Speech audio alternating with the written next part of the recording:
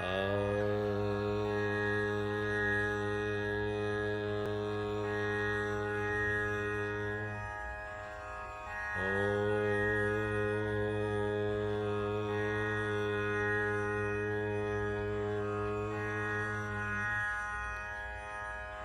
deserve to be happy. I deserve to be happy. I deserve to be happy. दोस्तों, आज हम ऐसी एक बात करना चाहते हैं, ऐसी एक बात के बारे में शेयरिंग होगा जिसके अंदर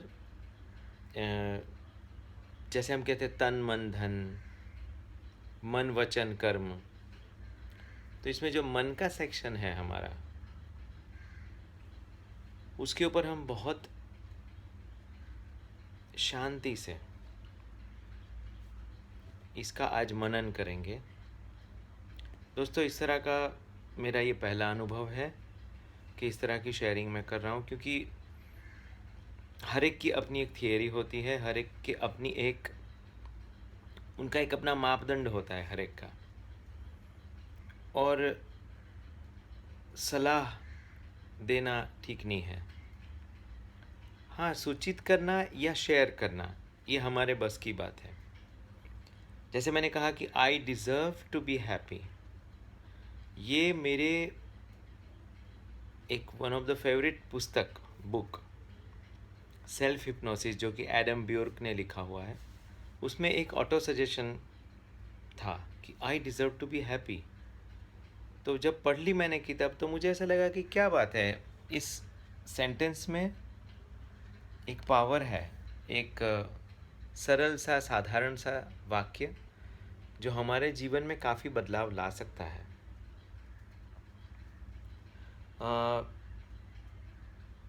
डिसिप्लिन, हम लोग डिसिप्लिन के मायने क्या करते हैं? डिसिप्लिन एक ग्रीक शब्द है, और डिसिप्लिन के मायने हैं अपने आप में विश्वास रखना, बिलीफ इन सेल्फ।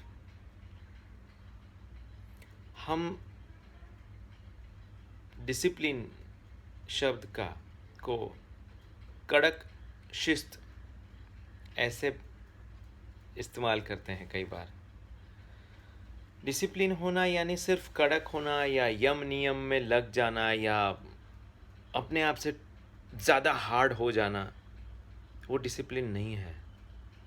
जब जैसे मैंने एक गाना लिखा था कि खुद पे भी विश्वास करोगे तो सब पे विश्वास होगा, सफलता भी मिल जाएगी जिस दिन तो रब पे विश्वास होगा। हम हर चीज़ को सफलता में मापते हैं। तो जैसे हमको सफलता मिल जाती है तो हम धार्मिक स्थलों पे दौड़ने लगते हैं, या अपने आत्मा या अपने मन से या ऊपर वाले से हम शुक्रिया करने लगते हैं, या अलग अलग तरीके हैं, और ये बहुत अच्छी बात है। पर दूसरा एक शब्द है परफेक्शन। तो हमें परफेक्शन चाहिए हर चीज़ में। तो परफेक्शन का पर्सनालिटी को मेलनकोलिक पर्सनालिटी कहा जाता है। मेलनकोलिया का मतलब है डिप्रेशन। अगर आप हद से ज़्यादा परफेक्शन चाहते हो, हद से ज़्यादा परफेक्शन की उम्मीद करते हो, तो ये बात ज़रूरी है, जानना ज़रूरी है कि परफेक्शन बहुत अच्छी चीज़ है, लेकिन परफेक्शन हावी हो गया तो वो मेलनकोलिया हो जाता है।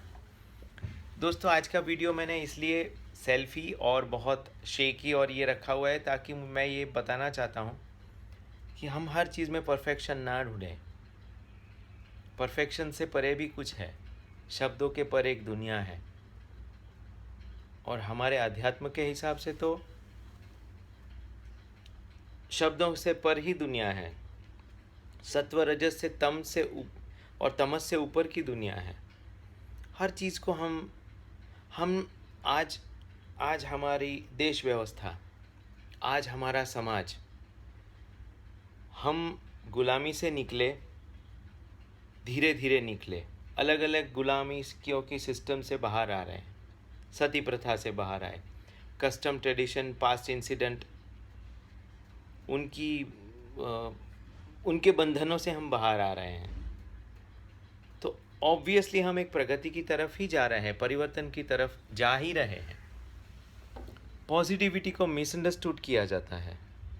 पॉजिटिविटी और मूल्यांकन करना दो अलग चीज़ है। क्या गांधी ने जो लड़ाई की थी तो क्या वो नेगेटिव थे?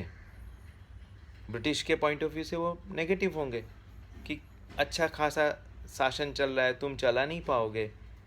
गांधी जी नहीं, जितने भी आज़ादी के लिए लड़े हैं लोग, क्या वो नेगेटिव थे? जी नहीं।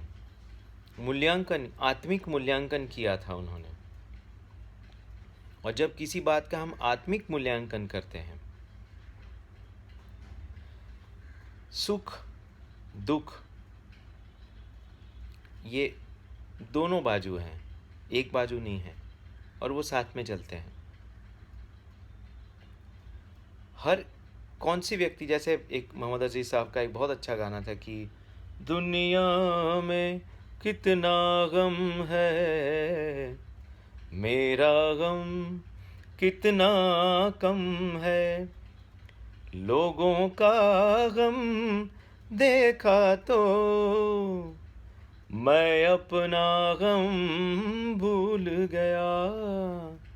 ये आई एम सॉरी, ये जो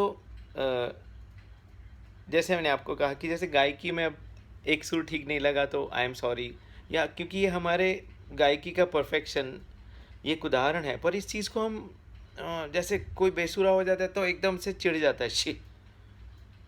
अब इसका हमारे मन पर रिप्रेजेंटेशन है। हमें मेंटल हेल्थ में काफ़ी कुछ करने की ज़रूरत है। और आज का जो मकसद है मेरा, वो कोई आध्यात्मिक प्रवचन देने का नहीं है। आध्यात्मिक गुरु इतने मैच्योर्ड हैं हमारे देश के अब तक के, तो उसमें हम नया कुछ नहीं दे पाएंगे, इतना कर चुके हैं लोग। मेरा सिर्फ आज के इस व्याख्यान का, आज के इस शेयरिंग का, सिर्फ मैं तो एक म्यूजिशियन आदमी हूँ, लेकिन जब व्यवस्थाएं, जब परफेक्शन का पागलपन या इस तरह की चीज़ है, दोस्तों मेरे किसी शब्द को आप मिसअंडरस्टैंड मत कीजिएगा। मेरे जीवन का मकसद है कि मैं प्रेजुडाइज फ्री रहूं, क्योंकि आउट ऑफ द बॉक्स होने के लिए आदमी को कस्टम, ट्रेडिशन, पास्ट इंसिडेंट और प्रेसिडेंट, इन चार चीज़ों से परे होना पड़ेगा। तब आदमी खोखे से बाहर निकलता है। रीति रिवाज, एथिक्स और रिजिड दो अलग चीज़ है। एथिक्स में जीना और उस चीज़ को पकड़ के दुखी होने तक हम उस चीज़ को लेते रहें, ये दो अलग चीज़ें हैं। सुख दुख रहने वाले हैं, एक्नॉलेज करना पड़ेगा। But at the same time अगर मुझे कोई दुखी करता है तो उसे मुझे दुखी करने का कोई अधिकार नहीं है, पर फिर भी वो कर रहा है, तो मैं इतना परफेक्शनिस्ट होके, क्योंकि हक के साथ लड़ाई जुड़ती है, ज़रूरी नहीं है हक की लड़ाई। हाँ, हक की लड़ाई करो, पर लड़ाई के मायने दुखी होना या मारामारी करना ये भी तो नहीं है। और हम सब आर्थिक स्वरूप से आगे बढ़ रहे हैं, हमारा देश आगे बढ़ रहा है, हमारा समाज आगे बढ़ रहा है। प्लस माइनसेस हैं, कैपिटलिज्म और बहुत सारी ऐसी व्यवस्थाएं जिसमें मैं नहीं पढ़ना चाहता हूँ। मेरा तो ये मतलब है कि मन चंगा तो कथरोट में गंगा, एक हमें बचपन में गुजराती में कहावत सिखाई गई थी। परसेप्शन, हमारे ब्रेन सेल को, हमारे बॉडी के हर सेल को दिमाग है, तो हम क्या मैसेज दे रहे हैं। मैं ये बात नहीं कर रहा हूँ कि वो जो पॉजिटिविटी की किताबें बिक रही हैं प्रॉफिट मेकिंग में, उसकी बात मैं नहीं कर रहा हूँ। उसमें बहुत सारी अच्छी बातें भी होती हैं, मगर जो सबसे बेहतरीन जिसकी बुक बिकी पॉजिटिव थिंकिंग पे, वो लेखक आत्महत्या करके मरे हुए थे। इसका मतलब क्या है? इसका मतलब है डिप्रेशन होना, फ्रस्ट्रेशन होना। डिप्रेशन यानी होपलेसनेस, हेल्पलेसनेस। फ्रस्ट्रेशन यानी डिज़ायर्ड एक्शन में इंटरफियरेंस होना। हम जो चाहते हैं वो नहीं होता है। ये psychology encyclopedia of mental health की व्याख्याएं हैं। मैं आपको प्रमाणित किताब की व्याख्याएं कह रहा हूँ। तो फिर हम सुखी कैसे होंगे? हमारा मकसद क्या है? पैसे कमाना? यस, पैसा ज़रूरी है। अल्टीमेट गोल क्या है हमारा? कहीं हम ऐसा तो नहीं कि परफेक्शन के चक्कर में हम दुखी हो रहे हैं? इसका ये मतलब नहीं है कि दुनिया में परफेक्शन के कोई मायने नहीं है। Perfection is the ultimate goal, but purpose of life is happiness. हम क्यों अपने गोल को अचीव करना चाहते? ताकि हम खुश हो जाएं। अगर गोल अचीव करने के बाद, मैंने ज़िंदगी निकाली है सेलिब्रिटीज़ के साथ, और मैंने ये देखा है कि हम जिसकी शायद कल्पना करते करते कोई आदमी मर जाता है किस चीज़ की, तो वो उसमें एंगेज्ड तो रहता है, वो उसमें एनग्रॉस्ड रहता है। और एनग्रॉस्ड यानी हिप्नोटाइज्ड, वशीकरण हुआ है उसका उस एक्टिविटी में। तो उसे कर्म का तो फायदा हो रहा है कि वो एक्टिव है। जो लोग को हासिल हो जाता है, कम उम्र में हासिल कर लेते एक चीज़ को, 25, 30, 40, क्या आगे स्पेस हो जाता है, क्योंकि उन्होंने सोचा नहीं मुझे ये हासिल करना है, मैं बड़ा सिंगर बन जाऊँ, मैं बड़ा संगीतकार बन जाऊँ, मैं बड़ा धनाढ्य हो जाऊँ, मैं धनपति हो जाऊँ। हो गए, फिर क्या? फिर स्पेस आ जाता है, और वो स्पेस इतना भारी हो जाता है कि कई लोगों को सुसाइड करने की नौबत आ जाती है। इसका ये मतलब हुआ कि हम जिस चीज़ के पीछे दौड़ रहे हैं वो एक ओम है, वो एक परम शांति है। ओम आध्यात्मिक दृष्टि से देख रहा हूँ मैं, उसे मैं धार्मिक दृष्टि से नहीं देख रहा हूँ। ओम यानी your inner noise, your inner voice, I would rather से, कि जिसके गुनगुनाने से उतनी देर हम अपने शरीर के साथ, क्योंकि अलग अलग पिच में अलग अलग वाइब्रेशंस हैं, head voice, chest voice, using diaphragm, right. नाद ब्रह्म या ऐसे डिफ़िकल्ट शब्द को समझने की हमारे पास समय नहीं है, और वो एक्सेप्टेड चीज़ है। ठीक है, नहीं है, कोई बात नहीं। आर्थिक व्यवस्था हमारी इतनी चरमरा गई है कि, और हम कंप्लेन नहीं कर रहे हैं, हम उसके प्रति सजग है और हम उसके लिए काम कर रहे हैं। और कर्म से अच्छा तो कोई कुछ नहीं है। कर्म और भक्ति, इबादत, उससे अच्छा क्या होगा? और इसकी समझ हर एक की अपनी समझ है। मैं इसमें कोई सलाह नहीं दे सकता हूँ, क्योंकि आपकी समझ हो सकता है मेरे से ज़्यादा हो। पर हाँ, I deserve to be happy, ये मेरा हक है। मैं हक के लिए लड़ूंगा नहीं, पर मैं इस वाक्य को एक्नॉलेज करूंगा।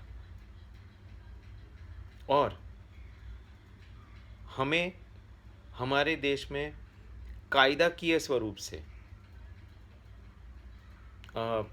मॉरल के पॉइंट ऑफ व्यू से, हमने कभी इस चीज़ पे ध्यान नहीं दिया है, ना ही हमें देने की ज़रूरत, क्योंकि हमने डिसिप्लिन को मिसअंडरस्टूड किया है।